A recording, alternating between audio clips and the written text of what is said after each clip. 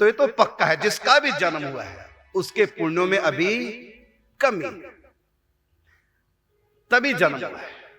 यदि पुण्य अधिक होते तो पुण्य पुंज बिन मिला ही न संता, पूर्व जन्म में संत मिल जाते और हो गया होता उद्धार।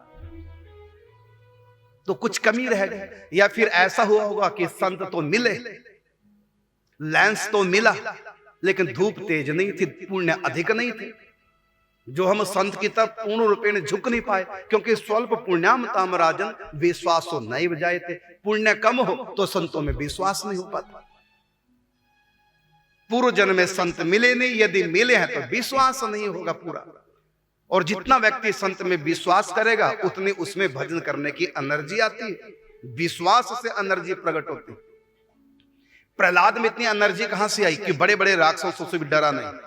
ये पावर कहां से? विश्वास से। बिन विश्वास भगति नहीं, तेहि बिन द्रवहि न राम, और राम कृपा बिन सपने हो जीवन अल्लाह बिसरा।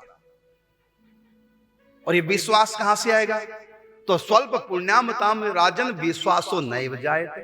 पुण्य यदि कम है तो विश्वास नहीं होता। तो सीधा सीधा मतलब है कि पूर्व जन्म में संत नहीं मिले, यदि मिले तो पूरा विश्वास नहीं था। क्यों नहीं था? तो पुण्य कम थे, इसलिए पूर्व जन्म में हमारा उद्धार नहीं हो पाया। इसी कारण से दोबारा से जन्म हुआ है। तो कमी दो रह गई पूर्व जन्म में।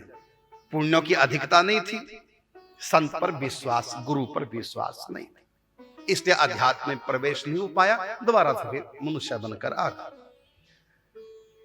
तो यहां दो बातें निकल के आई सामने। पहला क्या? विश्वास की कमी थी इसलिए जन्म हुआ। दूसरा, संत कृपा का पूर्ण प्रकाश नहीं हुआ, इसलिए। अब ये दो काम बातें करनी मनुष्य बनकर। अपने विश्वास को बढ़ाएं और विश्वास का केंद्र बिंदु संत के चरण हो जाए, बस।